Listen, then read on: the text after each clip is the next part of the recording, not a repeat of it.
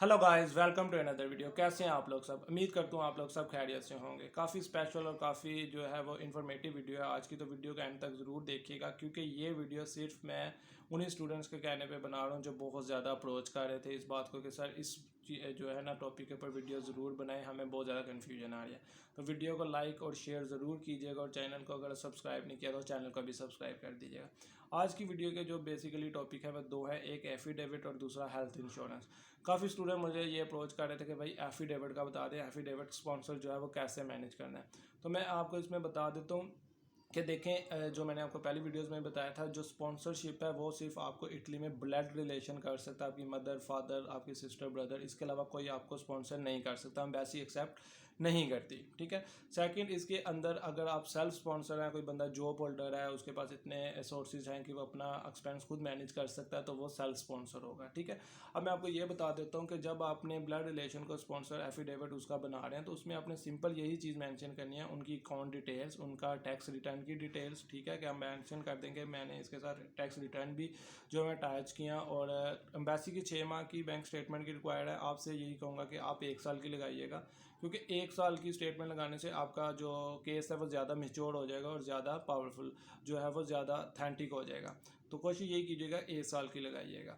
Second, देखें कुछ लोग ये पूछते हैं कि सर अगर हमारे 2 अकाउंट हैं या 3 अकाउंट हैं, इस तरह की कुछ सिचुएशन है। देखें, अगर आपके 2 अकाउंट भी है ना, तो जो बंदा आपको स्पॉन्सर कर रहा है वो फिर होना ये चाहिए कि जो बंदा आपको स्पॉन्सर कर रहा है वो आपका ब्लड रिलेशन, फॉर एग्जांपल आप चाहते हैं कि एक अकाउंट में अपने भाई का शो करवा दूं और एक फादर का करवा दूं, इसमें कोई इशू नहीं है। आप दो अलग अलग जो है वो एफिडेविट लगा दें, एक भाई की तरफ से लगा दें और एक अपने फादर की तरफ से लगा दें कि ये मेरे फादर का मतलब कि डिटेल्स हैं, उनकी अकाउंट्स की जो लास्ट ट्रांजैक्शन थी ये उनकी हिस्ट्री, और उन्होंने मुझे इतने पैसे जो है वो मेरे अकाउंट में ट्रांसफ़र किए हैं, और ये मेरे भाई की डिटेल है।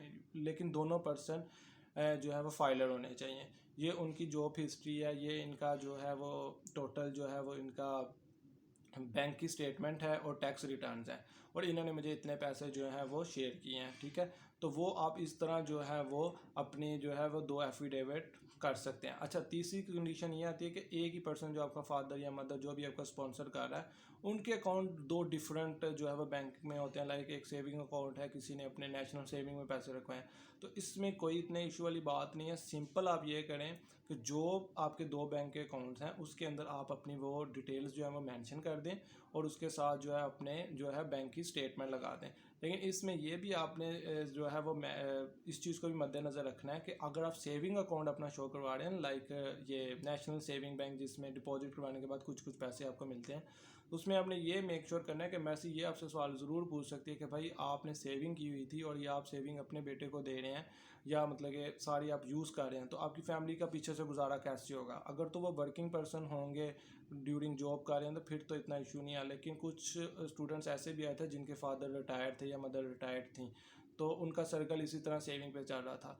तो इतनी अमाउंट शो करवाइएगा कि जितनी आप जस्टिफाई कर सकें।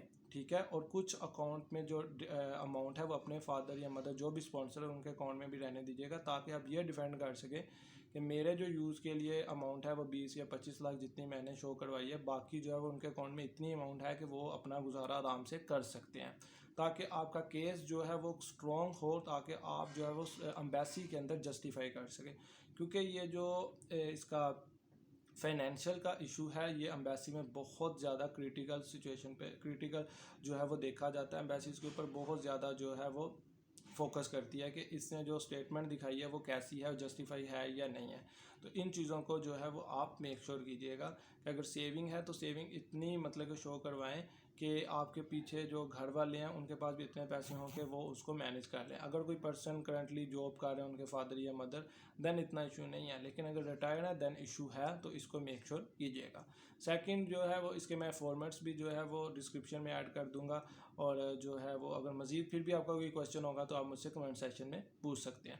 अच्छा, सेकंड, कुछ स्टूडेंट मुझसे पूछ रहे थे कि भाई जैसे आपने ट्रांसलेशन के लिए एक एजेंसी का बताया था जो एम्बेसी की चेकलिस्ट में भी थी, तो काफ़ी उनसे लोगों की हेल्प आउट हुई है। मतलब कि उनका जो काम करने का तरीका है, चार्जेस भी उनके ठीक हैं, पेपर क्वालिटी भी अच्छी है, कलर क्वालिटी भी अच्छी है ट्रांसलेशन वालों की। इसी तरह कह रहे थे हेल्थ इंश्योरेंस का बता दें। देखिए, मैंने जो है वो एम्बेसी की चेकलिस्ट जो डाउनलोड की थी उसमें UBL भी था, अल्फला भी था, डिफरेंट थी। मैंने डिफरेंट लोगों से उनके रेट्स भी लिए, जो हेल्थ इंश्योरेंस के थे। नॉर्मली जो रेट फ्लैक्चुएट कर रहा था वो 20 से 28,000 25,000 इतना फ्लैक्चुएट कर रहा था। लेकिन एक जो कंपनी थी वो थी एशिया इंश्योरेंस, वो लाहौर में होती है। मेरी उनसे बात हुई थी, उनकी जो पैकेज था वो मुझे काफ़ी ज़्यादा समझ में आया, क्योंकि वो तकरीबन 15,500 से 16,000 के बीच में ले रहे थे, 15,600 कुछ इस तरह की अमाउंट थी उनकी। और उनका काम भी वही पैकेज वो दे रहे थे जो 25,000 या 30,000 वाला पैकेज दे रहे थे। उसके अंदर भी उनकी स्टूडेंट की सारी कोरोना हेल्थ एवरीथिंग उसके अंदर 1 साल का कवर था। तो क्योंकि देखिए मैं किसी मतलब कि उसके लिए यही बता सकता हूँ कि जो मेरे मुताबिक ठीक है, क्योंकि मैंने लास्ट टाइम जब ट्रांसलेशन करवाई थी वो पर्सन बहुत अच्छा था, उनका पेपर क्वालिटी हर चीज़ अच्छी थी, इसलिए मैंने उनको रेफ़र किया था। ये पर्सन की भी जो है वो इंश्योरेंस की जो पॉलिसी है मुझे समझ आई है, पैसे भी माकूल से ले रहे हैं, लास्ट ईयर भी इतना ही रेट चल रहा था, अभी भी वो इतना ही ले रहे हैं, और स्टूडेंट्स के लिए यही मतलब कि ठीक है।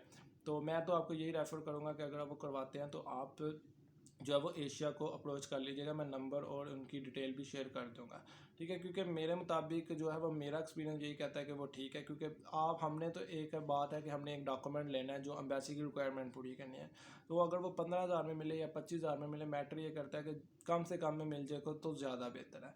तो मेरे मुताबिक तो जो एशिया हेल्थ इंश्योरेंस है वो बेहतर है, ठीक है। क्योंकि मैं देखें किसी बंदे को इसीलिए ही रेफ़र करता हूँ जो मैंने पर्सनल एक्सपीरियंस किया हो, क्योंकि उसी बंदे को रेफ़र करना चाहिए ताकि स्टूडेंट्स को जो है वो ज़्यादा जो है वो इशू जो है वो फेस ना करना पड़े। तो ये जो है वो एक शॉर्ट सी वीडियो थी जो कि स्टूडेंट्स काफ़ी ज़्यादा अप्रोच कर रहे थे कि सर हेल्थ का इंश्योरेंस का बता दें और एफिडेविट का बता दें। इंश्योरेंस जो है वो आपने जब एम्बेसी आपको इंटरव्यू के लिए कॉल कर देती है देन ही आपने करवानी है, क्योंकि ये विद इन 2 से 3 आवर्स के अंदर आपको कर देते हैं। मेरी एशिया वालों से बात हुई थी तो इन्होंने कहा था हम 2.5 घंटे के अंदर आपको आपकी हेल्थ इंश्योरेंस जो है वो बनाकर दे देंगे विद ऑल जो है वो कवर जो भी रिक्वायरमेंट होती है। तो इसको पहले ना बनाएगा, क्योंकि इसके अंदर आपकी डिपार्चर की और इन होने की सारी डिटेल्स मेंशन होनी होती है टिकट की। तो ये जो है वो लास्ट टाइम में हो जाएगी, इतना इसमें कोई इशू नहीं है। सेकंड जो है वो मैं वीडियो को वाइंड अप करूँगा। काफ़ी लोग ये क्वेश्चन करते हैं कि सर देखें अपॉइंटमेंट कब मिलेगी, अपॉइंटमेंट कब मिलेगी। देखें भाई, आप खुद भी अगर एम्बेसी को सर्च कर लें उसके ऊपर या पहले वीडियोस भी देख लें, और भी लोगों की अगर वीडियोस देखते हैं तो इटली का जनरल रूल है कम फर्स्ट सर्व फर्स्ट। देखिए जिन लोगों की जो एम्बेसी को मेल्स फॉरवर्ड हुई हैं, अगर वो अप्रैल में उनकी हुई है 23 मार्च को जैसे स्टार्ट हुई थी, तो बुलगना की या पाडवा के इस तरह स्टूडेंट्स की जो समरीज जो अप्रैल में हुई हैं, मई में हुई हैं। लेकिन कुछ लोगों की अब जब से जून में हो रही हैं, तो डेफिनेटली जिन लोगों की पहले समरी फॉरवर्ड हुई है टाइम उन्हीं को पहले मिलेगा। ये बात नहीं है कि दूसरों को टाइम नहीं मिलेगा, टाइम मिलेगा ज़रूर। जो अल्लाह आपको यहाँ तक लेकर आया ना, वो अल्लाह आपको इंशाल्लाह बाहर भी लेकर जाएगा।